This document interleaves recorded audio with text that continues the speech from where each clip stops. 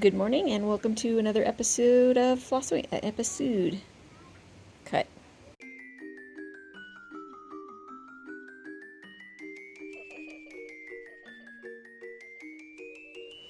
Good morning and welcome to another episode of Flossaween. I think we're on episode 11 right now. I'm not really sure. It's October 11th as I'm filming this, but I think you're going to be seeing it more closer to maybe the 15th, something like that. I still have a few more videos queued up before you see this one.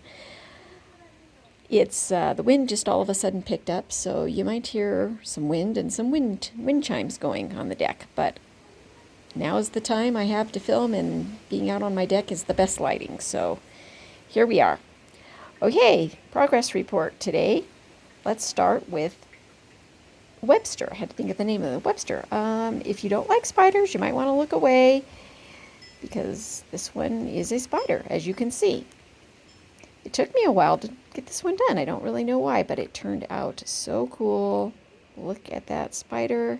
I hope the color is showing up well.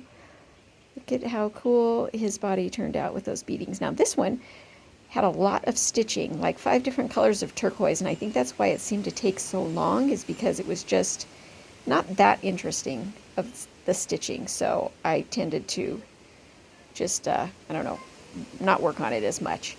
And then it had all that back stitching. The web, I think I didn't do it quite right. Sort of winged it a little bit there.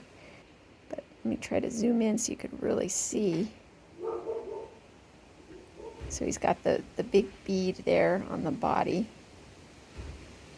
Yes, I think that's showing up well. Love this one. So what you're going to see in the next video in a day or two is I had a request. Somebody wanted to know how I attach these bead hangers. So in the next video, you're going to see how I do that. So I've already filmed that one because you have to attach that before you put the felt on the back. So you'll see that in the next video. And yeah, there you go. Webster, that one's called. Okay, and then right after that was done, I started working on this one, and this one went so quick, which is weird. I thought this one would take a while because it looked sort of like there was a lot going on, but it actually stitched up really quick.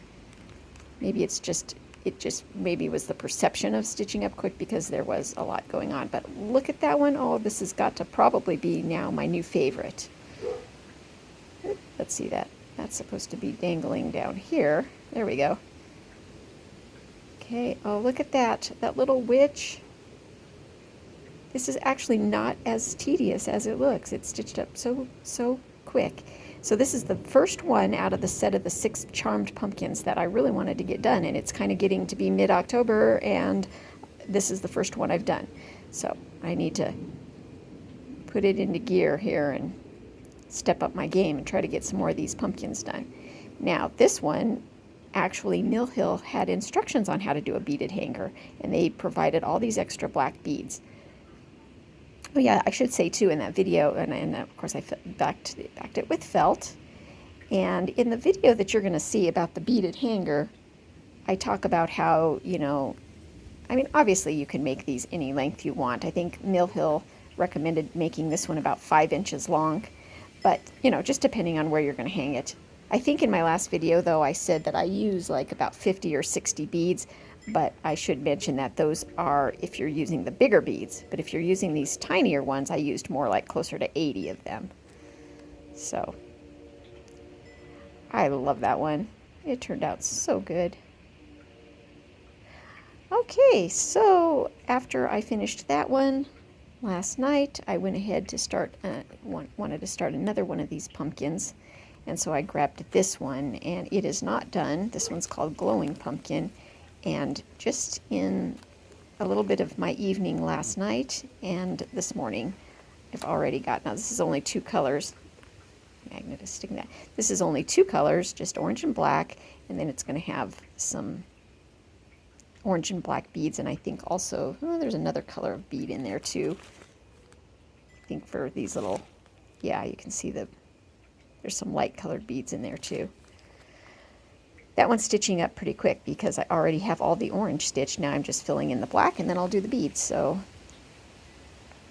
that will be a finish in the next video.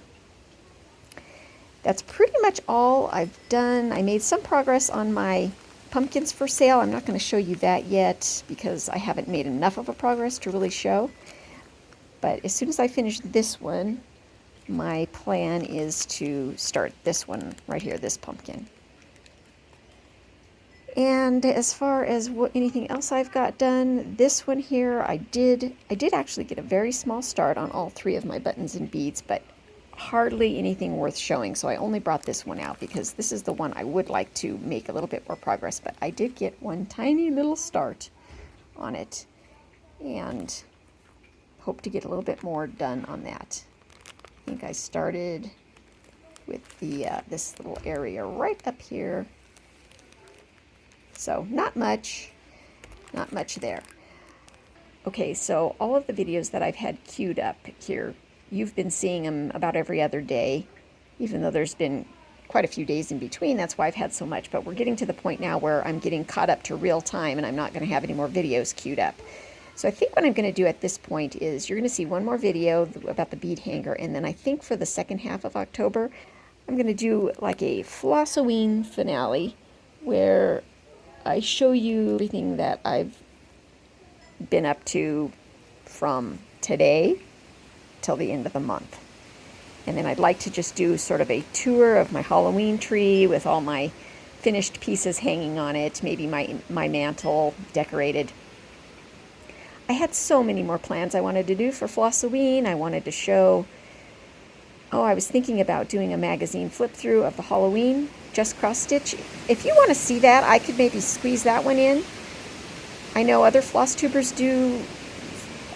Hold on, that wind is really picking up. I know that other floss tubers do flip throughs of magazines. I have not seen if anybody's done that one yet. So if you want to see that, I can maybe squeeze that in and do. I had some just other crafty crochet things I wanted to do. I wanted to make a Mill Hill, like decorate a Altoid tin with some Mill Hills, just so many ideas, but I just don't have the time to do that. I don't know where I'm going for the second half of the month. You may see more videos from me, but if you don't, never fear, I have not abandoned ship. I will be back at the end of the month to do sort of a wrap-up. And, oh, did I mention that I bought a couple more Mill Hill kits? Oh my gosh. Yeah, I know. I just am so hooked on these. I bought 3 more. Let me show them to you. This one right here. This one's called Harvest Wagon. Oh my gosh, I need to stitch that. A wagon full of pumpkins. Moonstruck Manor, which kind of matches this other one I bought. They sort of kind of go hand in hand with each other. Moonstruck Manor and Taboo Kitty. Look at those. So yes, I've added more to the stash. What can I say? Okay, that's it for now. That's all I have for you guys. I hope that you are enjoying this series. It's been a lot of fun to do. And if I don't see you again with an update, you will see me at the end of the month with a wrap-up. Until next time, we'll see ya.